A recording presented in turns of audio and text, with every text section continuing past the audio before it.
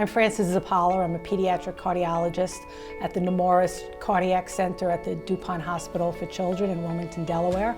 And today I'm going to talk to you about treating pediatric hyperlipidemia, food to pharma. I have nothing to disclose. This is one of my favorite quotes. If we could give every individual the right amount of nourishment and exercise, not too little and not too much, we would have found the safest way to health. And this was Hippocrates back in 357 to 460 BC. So some background information that's very important for this. Cardiovascular disease is the leading cause of death, not only in the United States right now, but worldwide. And we know that cardiovascular disease begins in childhood.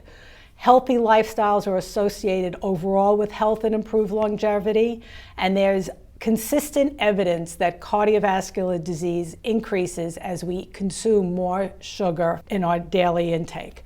So the gold standard for our children should be what we call primordial prevention. We want to prevent disease from ever starting. In adults, it's usually secondary prevention. They've already had their first heart attack or stroke, and now we're trying to prevent the second one. But ideally, we would like to prevent our children from ever having any kind of disease.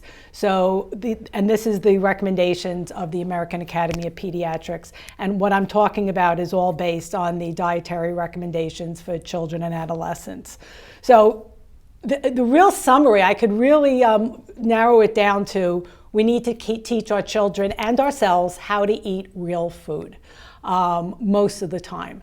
What I tell the kids in the office is the closer the food looks to the way it looked in nature, the better it is for us. So eat the apple, not the apple juice or the apple pie. Have the grilled chicken or the baked chicken breasts, not the chicken nuggets and chicken fingers.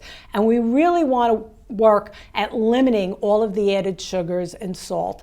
And this is really important because there's more and more evidence that sugar and salt is also contributing to cardiovascular disease. And our goal really should be to educate our parents and our children, especially as they grow into young adulthood and start heading off on their own to college, about the advantages long-term to a healthy diet, and also teaching our parents the appropriate serving sizes for their children. Healthy fats, not all fats are bad, and this is something that we've really learned over the years. We really want to aim for more mono and polyunsaturated fats, so almonds, walnuts, avocado, all the nuts and the seeds, cold water fatty fishes like salmon and tuna. We want to be eating more of these healthy fats, and in response, limiting the saturated and the unhealthy fats. And so to give you an idea, meat toppings like pepperoni on pizza can add up to 10 grams of saturated fat in our diets per slice. Most people have more than one slice. Donuts contain 11 grams of saturated fat. So it adds up pretty quickly, and we really want to keep these type of treats to a once-in-a-while treat, not the everyday norm. We also want to try and avoid trans fats or partially hydrogenated oils. And it's really important that we teach parents to read the food labels, because they can legally say that there's no trans fat in that product, yet when you read the ingredients, it still has partially hydrogenated oils. And if it has a very small, less than 0.1%, they can say there's no trans fats. Unfortunately, it's in a lot of products, and as we eat it, we're getting more and more without even realizing it.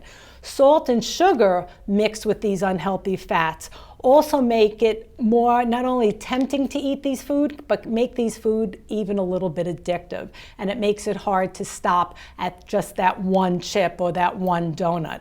So we really want to be cautious and really try and limit the fried foods, all the frozen foods, baked goods, donuts, pastries. Most people think that Nutella is a healthy alternative. It too has partially hydrogenated oils, so does Cool Whip. So we really want to teach our parents and our kids to read labels and try and avoid the foods that have chemicals in it and aren't really food. Exercise. The recommendations are that our children are supposed to be getting at least 60 minutes a day of moderately strenuous exercise, and 2 to 3 days a week of vigorous intensity physical activity. So moderate is them running around playing with their friends, maybe doing some karate. The vigorous is actually participating in a soccer game, a basketball game, where they're actually on the court and running back and forth, not just on the sidelines watching what's going on. And we really want to encourage our kids to get out and play more. They don't have to do a sport, but we want them outside running around and playing and being physically active. Cholesterol testing. It's really important that we test our children. Recommendations now are between the ages of 9 and 11, every child should get a baseline lipid panel. Sooner if we know there's a strong family history of premature heart disease or high cholesterol. If that lipid panel is normal, then the kids should get another baseline between the ages of 17 and 21 to again screen for the familial types of high cholesterol. That concludes my presentation. Thank you for your attention.